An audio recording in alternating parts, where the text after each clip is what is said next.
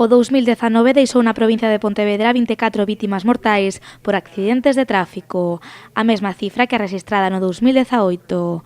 Este dato supón unha reducción do 50% no número de falecidos na última década. De las 24 víctimas mortales en las carreteras de la provincia, hemos de destacar que el primer semestre, al igual que ocurrió en Galicia, concentra la mayor parte de ellos.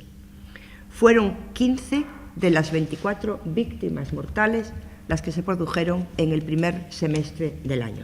O dato máis positivo acadado no 2019 foi a reducción no número de accidentes de tráfico, conseguindo registrar ata un 11% menos que no ano anterior. En canto ao tipo de vías nos que se produciron, destacan sobre todo as interurbanas. Por idades, o dado máis significativo é o incremento no número de falecidos entre os 15 e 24 anos. Se ha producido un incremento en el número de fallecidos en la franja de edad comprendida entre los 15 y los 24 años, un 25%. Destacar, para explicar este dato, que el accidente mortal de fecha 29 de mayo de 2019 en la AP9 supuso el fallecimiento de 3 jóvenes de 17 años. As distraccións ao volante e o exceso de velocidade seguen a ser as principais causas dos accidentes mortais. Por iso, dende a subdelegación, continúan insistindo na importancia de respetar as normas de tráfico. Ninguna llamada, ningún WhatsApp, ningún mensaje puede ser atendido cuando se conduce un vehículo a motor.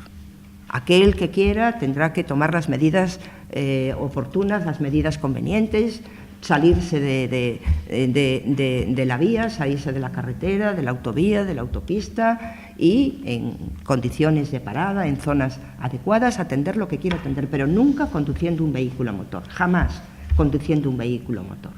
Y vuelvo a insistir, ninguna llamada, ningún mensaje, ningún WhatsApp valen más que el riesgo de perder una vida.